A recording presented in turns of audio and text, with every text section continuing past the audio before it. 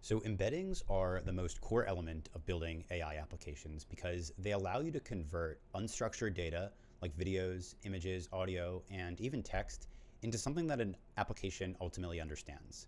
Now, if you recall, computers understand ultimately everything through numbers. Ones and zeros are binary, but embeddings are much more high dimensionality than binary. And so embeddings are effectively allow you to convert these concepts into meaning. And so we can see here, if we click the word cat, we could see the corresponding vector representation of cat. In this case, it's 8 dimensions, which really just means it's plotting the term cat into a multi-dimensional plot where that point is presented. Similarly, happy and car, right? And so we have all of these different concepts that have their own vector representation.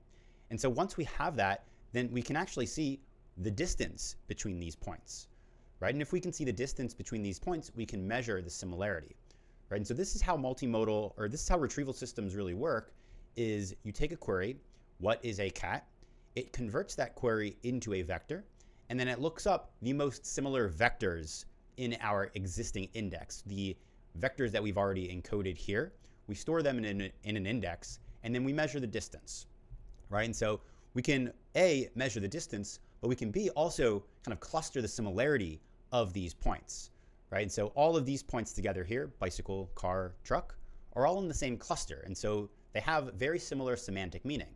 Kitten, cat, dog, also in a similar cluster, right? And so we can map these vectors together using unsupervised learning, clustering algorithms like HDB-scan, in order to say, hey, these are the most similar points based off of the proximity to each other in this multi-dimensional space, right? And we also have emotions here, right? And so we have two different types of vectors. We have dense vectors, dense embeddings, which are among the more common ones when you use OpenAI and other types of models out there. And then we have sparse embedding models, or sparse embeddings, right? So dense embeddings are really just what we showed earlier. They're kind of a fixed length. So you can have 1024 dimension embeddings. And so we fill out each of those dimensions when we encode a concept. So there's no empty space. Sparse embeddings, however, are much more efficient.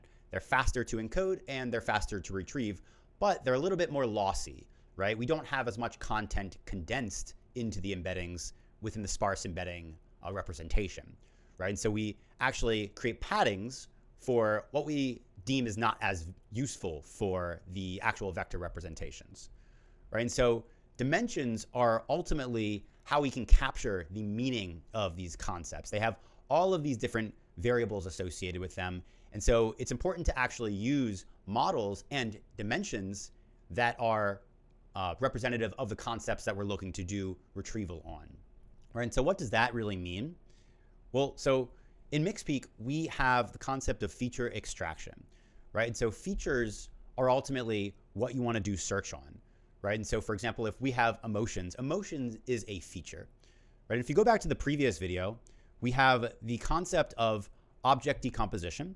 These are all features that we've pulled out from a layer that is most preceding in this decomposition chart, right? So, for example, scene could be a feature, and a feature can be tags, right? Can be strings, but can also be embeddings, right? So we can use a multimodal embedding model like CLIP to actually capture a scene embedding. We can fine-tune a CLIP model to capture the scene embedding, right? And so these features are ultimately what we're storing in our index. Again, they can be dense embeddings, they can be sparse embeddings, they can be metadata tags.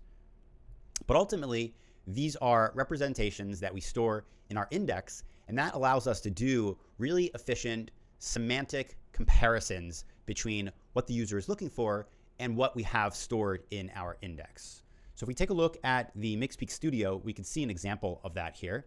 In this case, we have a bunch of different collections, and the collections that we have structured in our namespace are specific to the data that we've pulled out. And so in this case, we have, we generate a thumbnail, that's just automatic, but we also have the actual multimodal embedding that was pulled out using the multimodal extractor here, right? So what is a multimodal extractor here?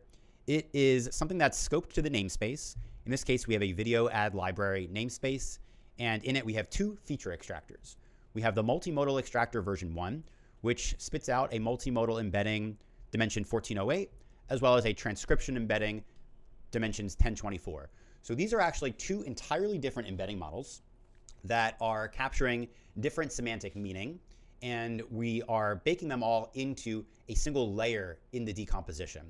So if we look at the bucket, we have that decomposition flow here.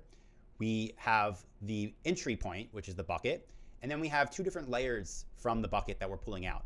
We have the scene segmentation, and then we just have text embeddings, right? And so these are the two layers in our bucket. So whenever we supply a video in this case, we're saying, hey, first do the scene segmentation and then do the text embedding extractors.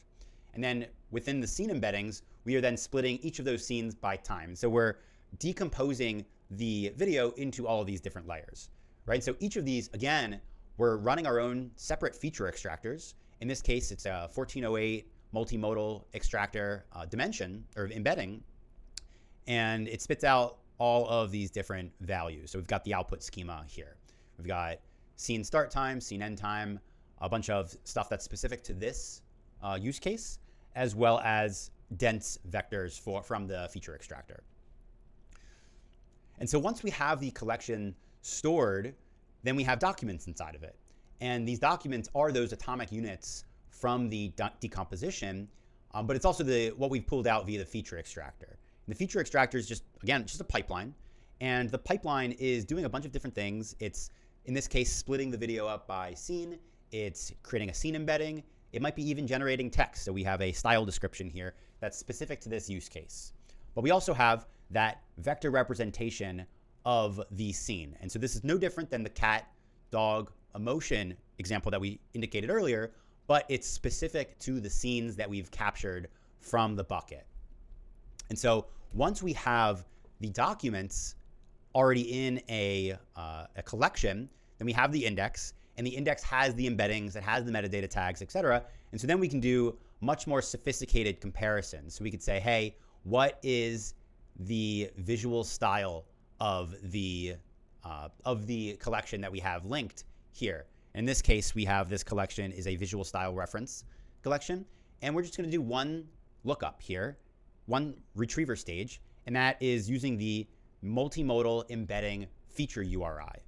And this is just a mapping that we have on our end that allows us to say, hey, this retriever stage feature filter is doing a lookup into the multimodal embedding collection feature URI.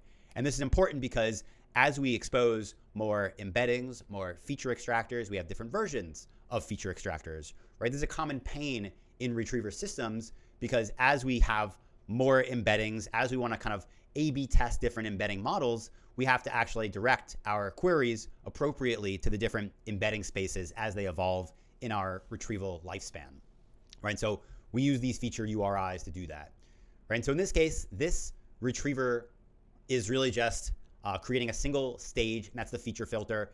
It's doing a feature lookup on this collection, and then we're just running that stage here. And so again, we just have a single filter here, a single stage, but this is powerful because we can use this retriever in other parts of the multimodal data warehouse.